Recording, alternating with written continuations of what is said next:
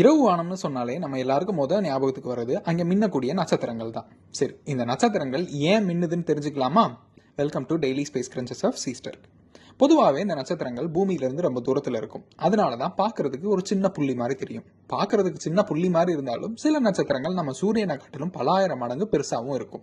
சில நட்சத்திரங்கள் நம்ம பூமியை காட்டிலும் சின்னதா கூட இருக்கலாம். இப்படி இருக்கக்கூடிய நட்சத்திரங்கள் ஏன் மின்னுது? அதுக்கான பதில் நம்ம பூமியோட வளிமண்டலத்துல தான் இருக்கு. நம்ம பூமியோட வளிமண்டலம் பல்வேறு அடுக்குகளாக பிரிஞ்சிருக்குங்க. பூமியோட வளிமண்டலத்தோட ஒவ்வொரு அடுக்குகளும் அதோட தன்மைக்கு ஏற்ற மாதிரி அங்க இருக்கக்கூடிய வாயுக்களோட அடர்த்தியும் மாறும். இப்படிப்பட்ட அடுக்குகளோட வழியா பூமியிலிருந்து ரொம்ப தூரத்துல இருக்கக்கூடிய நட்சத்திரங்கள்ல இருந்து வர ஒளி பயணிச்சு வரும்போது ஒளி ரிஃப்ராக்ட் ஆகும்.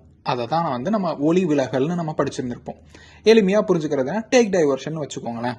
அப்போ ஒரு அடுக்குல இருந்து இன்னொரு அடுக்குக்கு ஒளி வரும்போது விலகி வருது, இன்னொரு அடுக்குக்கு போகும்போது மீண்டும் விலகி வருது. இப்படி வெவ்வேறு அடுக்குகள்ல ஒளி விலகி வர்றதை தான் நம்ம மின்னுறது மாதிரி நம்ம கண்ணு புரிஞ்சுக்கிறது. இதுதான் நம்ம நட்சத்திரங்கள் மின்னுதுன்னு நம்ம சொல்றோம்.